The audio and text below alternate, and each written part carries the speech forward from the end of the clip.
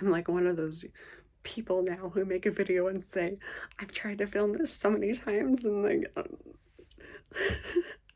I've literally tried to film this so many times. I'm like literally don't want to make a video today, but I'm like, you know what? I should just make it and say what I have to say and put this bad video on the internet. So that's what I'm gonna do. But anyway, obviously, you know that Rooster Teeth has shut down, which is not a surprise to most people. Um, but it's been nice to see creators like Moist Critical and Leftwood kind of like giving credit where it's due, because obviously, like, it was kind of a revolutionary company for the internet. Um, and it's like a black and white situation, obviously. Um, there was the controversy with Caden, I believe it was a year and a half ago now. It's hard to say, but um, that is a black and white situation. Um, just because there's 150 employees at that company, and not all 150 employees were included in that controversy, obviously. And I think that celebrating 150 people losing their jobs is a really weird mindset to have. And like, let's also remember that Rooster Teeth had like more than one division too. It had Achievement Hunter, it had Funhouse, it had Sugar Pine 7 back in the day. And blaming all of Rooster Teeth for what happened to Caden is kind of weird, because I believe she worked at Achievement Hunter, and I think that's where most of that particular controversy happened. So I remember reading, it might have been a tweet or something, saying that this person who made the tweet said they would never trust anyone at Rooster Teeth ever again. And it's just a weird thing to say, obviously, because like I don't know how many employees they had back then, because they've had a few layoffs since then, but like as of now, 150 employees, saying that you don't trust all of those 150 people because of what a handful of people did is a weird mindset to have. Like, I'm sure we've all worked at a bad company, or we've had like a shitty boss or like a shitty coworker, but those people don't reflect onto yourself. You know what I'm trying to say? That might be a bad analogy, but that's like the only way that I can think to get my point across. But anyway, that aside, Caden said, I believe Caden said, I'm pretty sure, Caden said that she would still work with Ruby. And that's like where part of like this, I'm getting more into the hatedom, like the people who hate Ruby side of things now. Because like Caden said she would still work with Ruby, and I'm pretty certain that none of the Ruby were part of that controversy. I believe when it comes to Ruby, the only controversy that they have had was with forgive me if I'm mispronouncing his name, but Vic Mignogna a few years back. But that situation was dealt with. They obviously fired him and got a new voice actor, which is, I think it might have been a long time coming by the time it happened, because I think that there had been complaints. The good news is that they did replace him and they dealt with that situation correctly. I wonder if the reason why it took long was because they had to deal with it through HR and like legal and everything.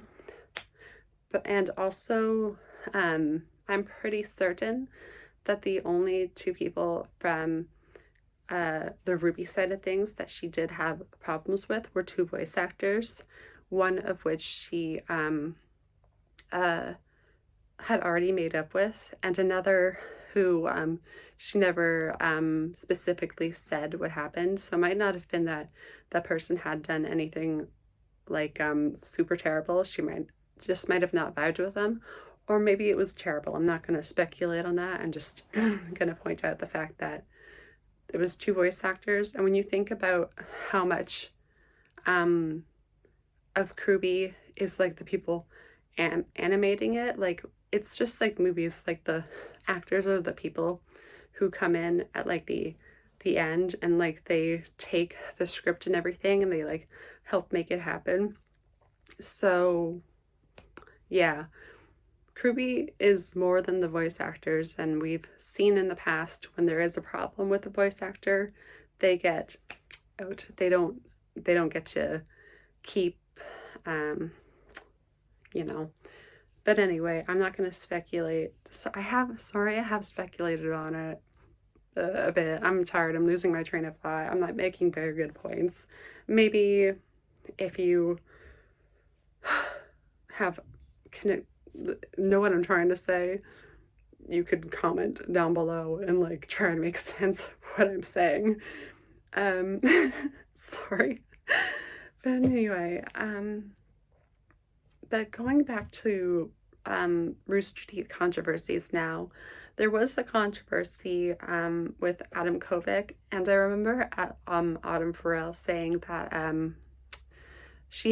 there had been like human resources, but they didn't like really give her the support she needed. So that's unfortunate. So that's like another reason why I personally unsubscribed from the Rooster Teeth channel after the Adam and Caden stuff happened, because it was just really, really, really too bad to find out about that kind of stuff happening in the company. Obviously, I made a how to support Ruby short last year, and through that that's also supporting Rooster Teeth. But like, I don't know. Um I remember Miles Luna, I was just reading, I don't remember if it was Smile or if it was Carrie. I was looking at their Twitters after I read about Rooster Teeth shutting down, and I think it was Miles who was saying that there had been like obviously shitty things that happened in the company, but there were people working from the inside to try and make it better. Maybe it would have never gotten better, so I don't know. Maybe I was gonna say maybe Rooster Teeth shutting down is for the best, but at the same time, it's kind of seems like all of this controversy happened at like the right moment for the head of Warner Brothers to pull the plug, because right now he's like axing a lot of stuff. Like I think a lot of other companies underneath him are getting axed as well. So it just kind of seems like all of this happened at a time that just makes it easier to sweep Rooster Teeth under the rug, which is kind of annoying because, like, I don't know, corporate overlords axing things. Like last year or the year before, HBO deleted a bunch of its animations from its streaming services, and I don't believe that there were any copies. So it's just all of people's work, and all of this animation is just lost forever, which I think is really sad.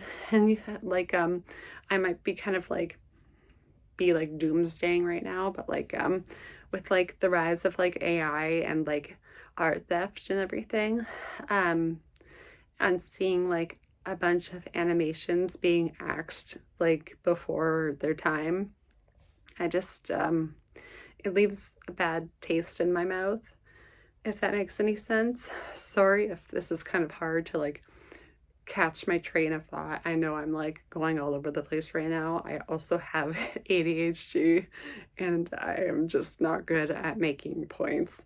So sorry about that.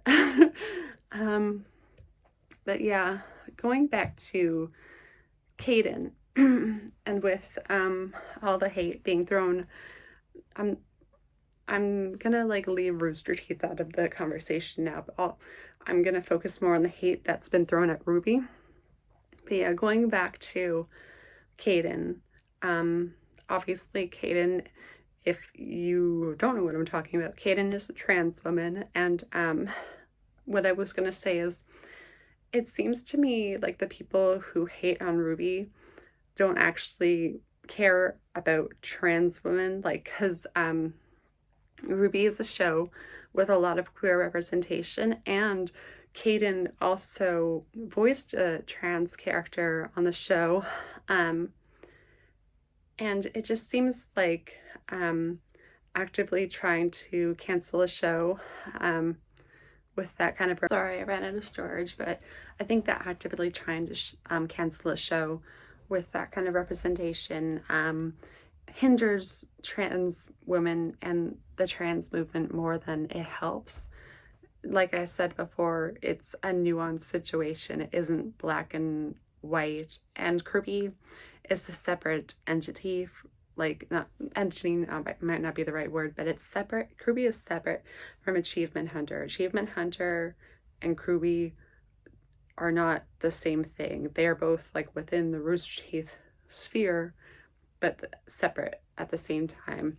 Obviously, I know that there are some employees that cross over, like you see the actor for Sun in RWBY. I believe he is Achievement Hunter employee, and he's one of the ones that Caden had a problem with, but I believe they did make up. I believe I said this point before, so I'm just not gonna keep going on that part. But yeah, but when it comes to this kind of reactionary hate, and I'm kind of focusing more on Rooster Teeth now too.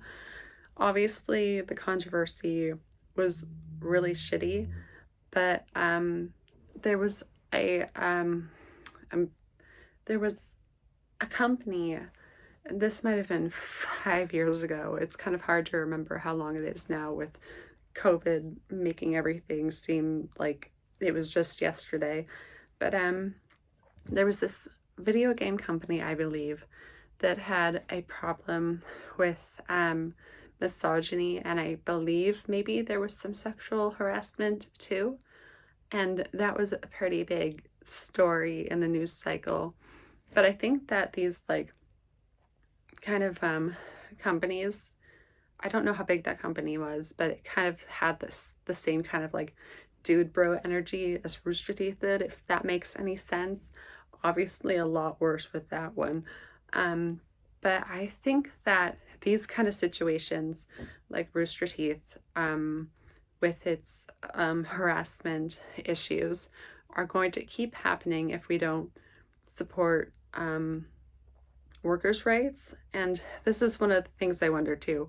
The people who are like so reactionary, like I hate RWBY, I wonder, this is just speculation, I just wish I could see inside of their heads to like know this. Like I wonder, honestly wonder if they even cared about the SAG-AFTRA protests last year, because like I don't know, I feel like the reactionary people never actually care about real action, if that makes any sense. So that's just me wondering on my part. Obviously I can't say for sure what anyone is thinking or feeling, but I do wonder about that. But but yeah, I think for things like that to stop happening, we need to start thinking more about workers' rights and societal changes, and work like protecting workers. Because right now, in a lot of industries in the Western world, there's a lot of gaps for people to fall through, and there's a lot that needs to change. But my second last point is about people saying that RWBY is over now, when Rooster Teeth shut down because Warner Brothers weren't able to sell them. But that doesn't mean that they're not trying to sell other things within Rooster Teeth. Like they said that they are trying to sell IPs, like Red versus Blue, Ruby, and Genlock. So, and there was a person whose animation company worked closely with, they said they worked closely with Monty Ohm, and I do believe that they worked on Volume 3 as well. That said that they wanted to buy the RWBY IP. So just because Rooster Teeth is over doesn't mean that RWBY is over. it might be over, but you never say never, you know what I mean? So if you see videos, like I saw this one video that said, Rooster Teeth is over, Ruby is done now, and it's like, that's the kind of reactionary content I'm talking about. Like, it's like absolutes.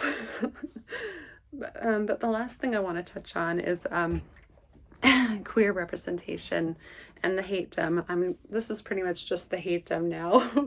um, Hating on a show with queer representation like gives me, and this is gonna sound so stupid, but this is the only way I can think to describe it. It gives me like a really icky feeling. Like I feel so icky, like just like in my core. It's like so icky whenever people go on about the queer representation in that show. There was a video when the Bumblebee kiss just happened that said, this is capitalism. And it's like, dude, like literally, I ran out of storage again. But anyway, every single show and movie that you watch is trying to make money. That's how Hollywood works. But like, to say that, I just do not understand this mentality that putting queer people into shows is capitalism, because like literally every single decision that is made for anything is to like get people to watch it, like just, and like the people who are making it, because like Ruby is made by such a small company, like this is coming from the heart of its creators. Like this is Monty Ohm's like heart and soul, like, and Miles Luna and Carrie Shawcross and everyone else who works on this show. Like this is made by people. This is probably more authentic because it's such a small company than like other things you can watch. And I don't know, maybe you think that I'm naive for thinking that, but yeah, but maybe I should make another video of that, because like I don't know, that was crazy to see that. I just don't even, I can't put a full thought around it. But yeah, but anyway, just to kind of wrap this up, when it comes to queer representation, RWBY started in 2013, and in 2014, the Legend of Korra finale came out, and it was heavily censored. Korra and Asami, their relationship, at the end they were only allowed to hold hands, and the creators had to keep those storyboards of that final scene like to themselves. They couldn't show the producers or Nickelodeon till like the final hour because they were afraid that they wouldn't let them show it. That was heavily censored just 10 years ago. That is crazy. And since then, obviously, we've got Bubbling and Adventure Time. We've got Cachador and Shira, the Princesses of Power. We've got the Owl House. And all of these things build upon each other.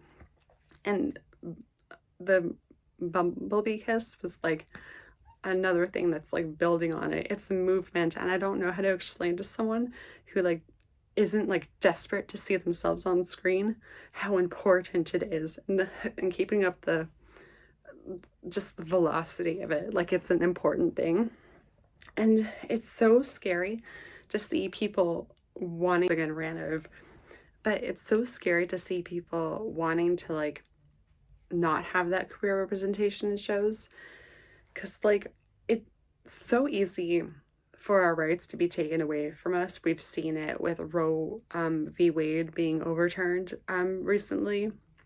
Like, who would have thought that would have happened in our lifetimes? And just like the vendetta that society has against trans women, like, just is insane to me. Like the whole J.K. Rowling situation, I just like, is wild. But I don't know. I don't know what to say to express this feeling. of, I don't know what to say to express that it's bigger than just a TV show, because representation is where you first start to empathize with people who are different than you. And I just really don't know how to end this video other than saying that RWBY is really important to the queer community. Maybe not everyone in the queer community, because obviously not everyone watches animation, but it's important to me. And seeing it attacked and vulnerable, how it is, and people downplaying the effect that it has had, is just crazy and surreal. Yeah. Really don't know what else to say or how to wrap this up, so I'm just gonna end it there. Yep. Thanks for watching this train wreck of a video.